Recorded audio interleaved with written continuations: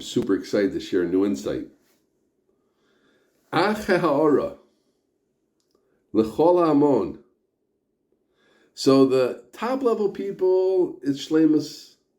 What else is it worth? What else is worth it? Next level, covet, as we spoke about Bar Chava Rabbah. But l'chol ha'amon, what about the regular people? Hinehi be'inyan haschar v'onish atzmam. What's going to ma'or them is schar v'onish themselves. Right? Punishment. Not covet, punishment. It's interesting. So that's lower than covet. Covet, I guess, is a little more sophisticated still. But you're going to get whooped. That's a horror on a lower level. Like the Rambam also calls that a lower level. When one sees how far Omek Adin is. Okay. I don't want to talk too much about Omek Adin yet. We'll do that, Bezrat Hashem, in the next session. But what I just want to reflect again on what the Mesilas Yesharim is doing. And we've made this basic reflection, but I want to reflect on the reflection. For these people, this is what's going to be more of them. For these people, this is what's going to more of them. For these people, this is what's going to be more of them. What's the point? Look at Rabbeinu HaRamchal being yoried into the Metzias. Now, it could be, by the way, if you say, well, I don't really relate to anything, that's not the point. The Ramchal knew his generation, this is what was moving people today. This is not moving you. Maybe Chabad Hasidus is going to move us. Maybe it's Breslov Hasidus. Maybe it's philosophy. Whatever it is, that's not the point. The point is, look at this man of greatness, reaching down into how people think to elevate them. And there's these types of people, and then there are these types of people, and then these types of people. Keneged Arba Panim Dibratar. To me, it's almost a moving moment in the Seder. Baruch Hamakam Baruch Hu Baruch Shebachar B'Torah. Keneged Arba Panim Dibratar. The Torah spoke to four types of people, and Chachamenu spoke to different types of people, and they cared about them. Who are we talking about? Rabbeinu Ramchal, Moshe Chaim Luzzatto, Italian. I read once, called Kisvei Ari, I think it was Baal Peh when he was 15, and it's highly believable. He had Gilui Elio. Elio came to him. Elio. Not in the form of someone, making herbs. In a real transmission. He writes about these things. You can read it. It's in different svarim. Otzos Ramchal, I think, if someone could find in the green books, Otzos Ramchal and the Hakdama, Yaakov came to him, Avram came to him, but I think Elio came to him already when he was 18, 19. That's part of everyone knows that the Ramchal was run out of Italy. That was it, because he was revealing too much and he was talking about these things. 18, 19, Elio is coming to him. He wrote the books that Klal Yisrael live off of today, Mesilas Yesharim. Who doesn't learn Mesilas Yesharim?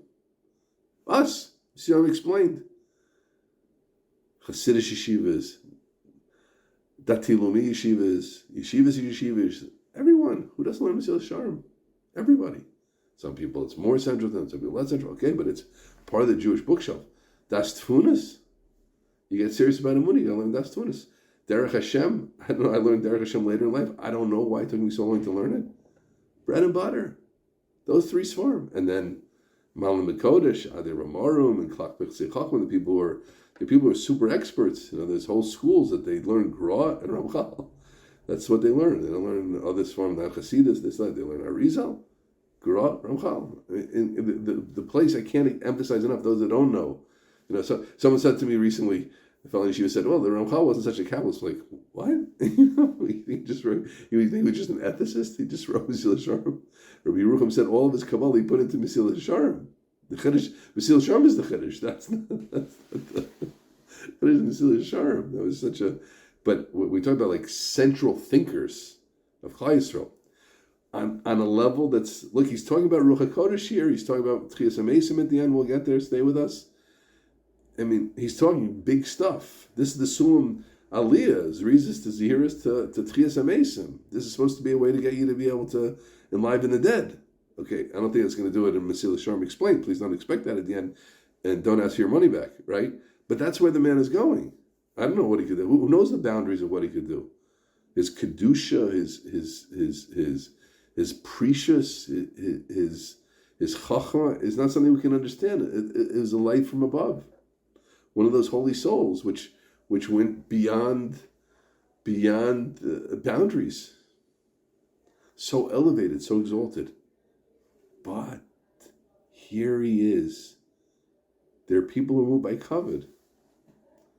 Not everybody's moved by Shleimei Adas. What do I write for them? What do I write for the people who are not Shleimei Adas? What do I tell them? I got to get to the result that we were talking about. I have to get these people's reasons. I have to help Klal Yisrael. What do I write for them? Kavod. I look in the world, I look in Mishlei, I look in Koheles, it doesn't move me. But I know, maybe when I was 8 or 9, it's been so long.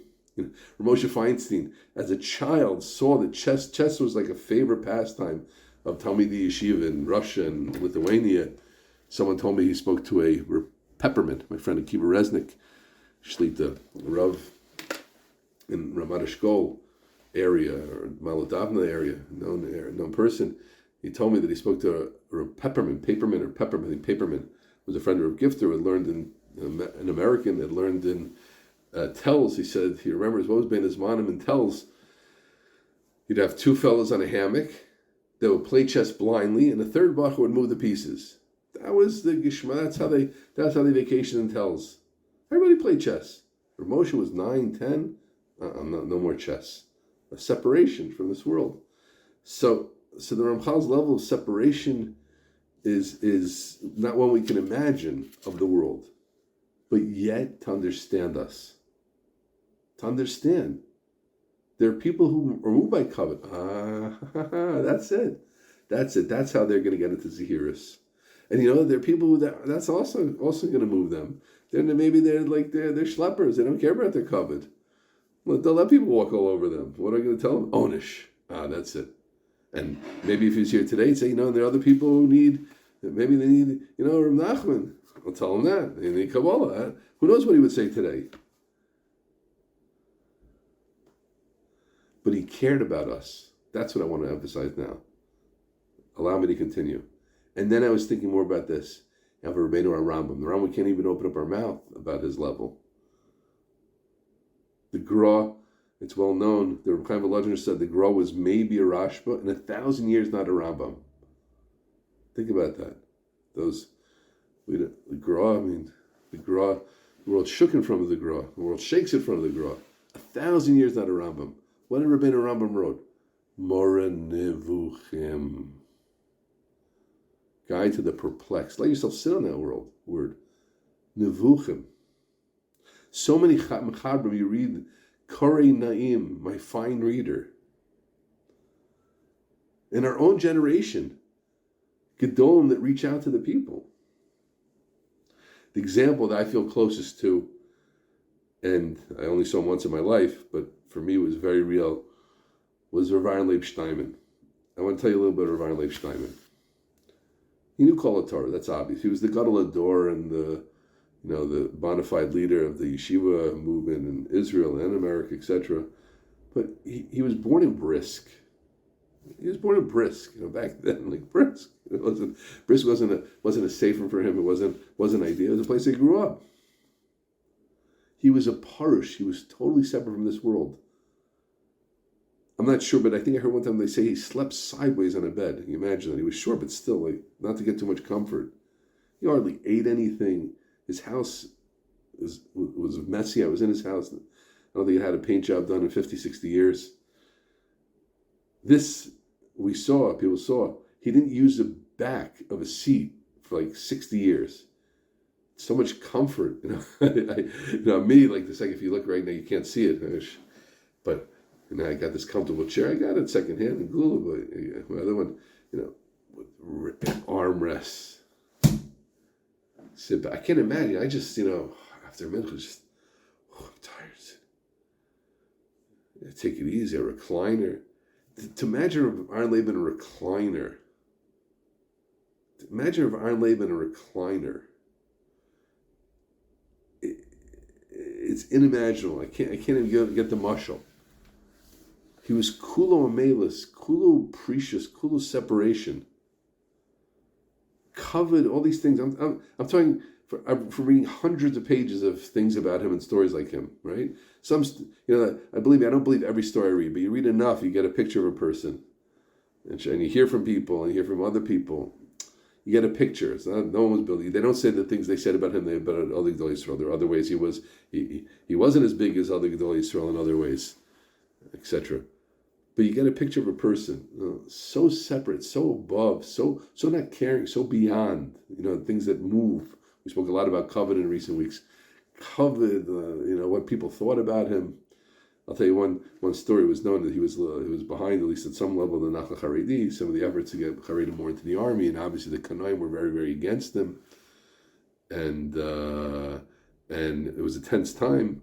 And some of these people, they're really crazy. They could really, they're Mezalzel and Talmid Chacham, V'az Talmid Chacham, Rachman al-Islan. And he went to Yerushalayim, and people were yelling at him, and they rushed him to the car. It was terrible, a terrible situation.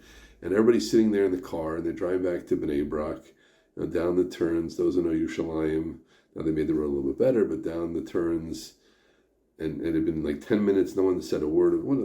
Heavy silence in the car, terrible silence. Here's the Gadol door. The person they knew who he was. They knew what Rabbeim Leib was, and they knew why he was doing what he was doing, and they knew why he supported whatever level he supported. Very interesting to get exact history, what he did, what he didn't, etc. They never got it clear, but for sure, and they were against him. And finally, Rabbeim Leib opened his mouth. What did he say? I can't understand why people have tightness on each other. Why should a person have a tie note on someone else? Now, I don't know if he meant why should I have tightness on them, why have tightness on me, but I think that's what he meant. Why should, okay. You know what happened. Above and beyond. Rabbeim Leib, everybody knew in Yerushalayim for years. It wasn't someone that newspapers made. It was 40 years, 50 years of giving hadracha to Klal Yisrael. Anyway, but what's the point, friends? But he was so yored into the generation. I'll tell you one story that Bacher came to one time and said, my mother wants me to wear a sweater. Do I have to listen to her? And Rabbeim Leib turned to him and said, you shouldn't smoke. Get it? Who got it? Rabbeim Leib was saying he understood, he saw right through this boy. His mother didn't want him to wear a sweater. His mother wanted to stop smoking. He didn't want to tell the Rosh Yeshiva that he was smoking, so he said, but he wanted to know, do I have to listen to my mother? Because she doesn't want me to smoke. But he dressed up the question in a sweater. Rabbeim Leib saw right through it. But there's a zillion things like this. And I remember I told my Rebbe, Rabbi Yaakov Friedman, this definition one time, and he liked it. Got Haskam for it. That he was so beyond the door, so above the door, so separate from the door, a lot of things which move. But from that place, he penetrated so deeply and so in touch. And that's what Gedolei Yisrael was. So I'm moved by this. Again, something I try to give over in these sessions is not just to learn to be medayik the language and take the lessons, but it's also to reflect what's happening here in the book, right? And we don't always get those insights. Because at Tzibur, or Hashem, we get some insights. What's he doing over here? What's Ramchal doing? Why is he writing this? Keep going. Get to next shtickle Torah. No. I can't. I'm not getting to Perek yet. We're not ready for Zerizas. We're not ready for Zerizas of Shumpanim. I'm not writing a book just for the Shleimei Adas. Shleimei Adas also deserve a place for sure. I got to talk about it. How do I get to Shleimei Adas, the Gedolim of the next generation, the Talmidei Chacham of the next generation? Definitely. How do I get them to Zehiris? One. But not everybody's on that level. What about the next level? What about the Pchusim? But they're still on a higher level. Them? Kavod. That's going to work for them. Okay. But what about the Hamonam? Hamona Avin Eitza. Schar Balish. Okay? That's what's going to get them. And I find, friends, all this together, in a world of increasing anxiety, in a world of increasing anti-Semitism, in a world of political craziness, it's very soothing that we have Sfarim like this, that we had and have Gedolim that cared about us and still care about us. Not all of us are zocheh to be involved with Gedolim hand to hand, right? But there are people out there, Rav Asher Weiss, My friend Eric Hubersmith, Rabbi Eric Hubersmith Shlita, helps Rav Asher Weiss on his fundraising trips. He tells me he sees Rav Asher Weiss out there. It's not just the Gvirim. Of course, he spends time with he's there to fundraise. But a Yid needs him. Rav Asher Weiss is there. Let him come. It's not just the Chashav people. He's there. Rav Asher Weiss, I remember we were discussing something once. I was Zochet to have a relationship with him. He said to me, like when you stand, Gedolei Yisrael, it's like when you feel like you're supposed to feel like you're standing in front of your father. That doesn't mean that no one should think every time you go you're going to have that experience. And Schoolmaker told me, and I went to see Rav Shimon Galai, and he was busy. There are people out there. The one I love so much, Rav Tzvi Meyer Zilberg. Tzvi Meyer Zilberg, incredible. I have a friend who was going through it, Sarah. He told me he held my hand for 42 minutes and was crying with me. 42 minutes. Now, believe me, today Rav Tzvi Meyer is like thousands of people. You're not going to get that time. I don't know how you get time. But I said to Talmud recently, he said he felt it. You feel the love. You feel the involvement, the care for Klal Yisrael, the care for each member of Klal Yisrael. They're out there. The people are out there. Melech Biderman, I don't know where he is, but someone told me he was close to the Reli Melech Biderman. He says that I have a relative of my son, and sometimes they're in Ramat Beit Shemesh, and Melech Biderman stops at their house sometimes to rest. What's the resting about? He was on the phone calling Almanas. He saw him, calling them up. He finally has a minute between drushes to talk, calling up, how are you? What's going on? It happened, there was a woman here, and Nebuch, her husband passed away. Her husband had a brain tumor for many years. Fiddler. Zatzal, wonderful, wonderful person. I'm a friend of mine, Nebuch. But, she gets a call one time. This is Melech Biderman. So he said, I'm sorry she didn't know who she was. Those that don't know, Melech Biderman is like very, very well known.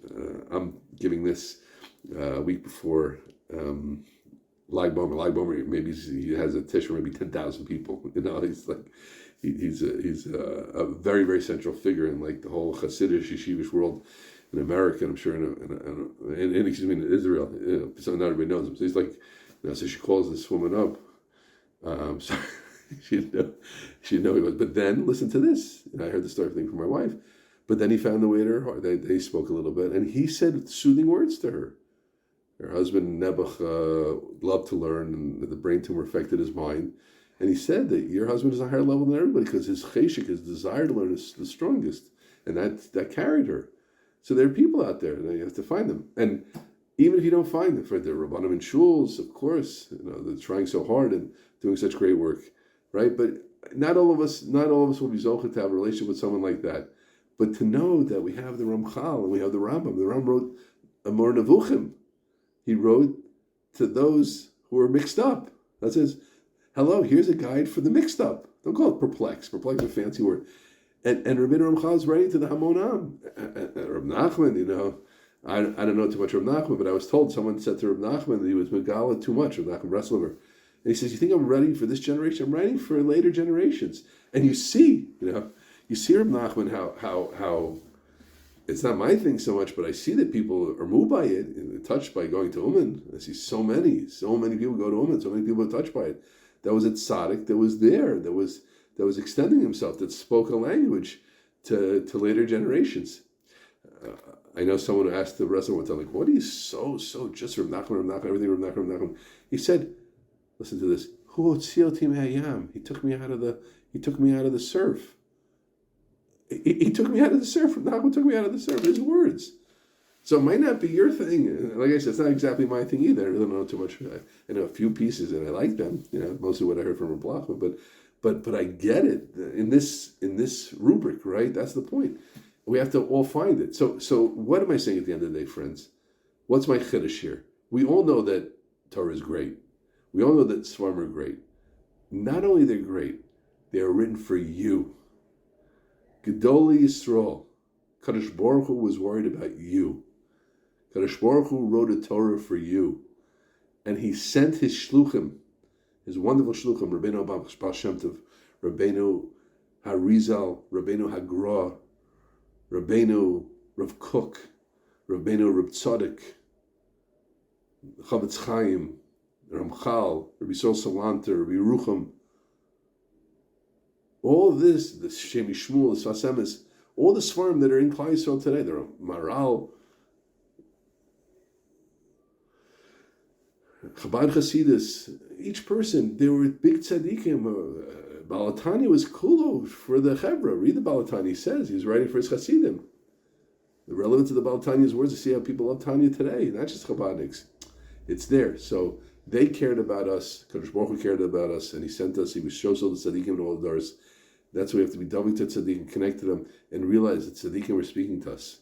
That doesn't mean every single tzaddik. It doesn't mean everybody who has a title and who's a rabbi is a tzaddik or is on that level, obviously. But yesh anashim, Baruch Hashem today, just like the Rabbeinu Ramchal was doing. That was what I was moved. I was marchab a little bit. I hope it was meaningful for everybody, and I look forward to continuing in the next session. That's Hatzlacha.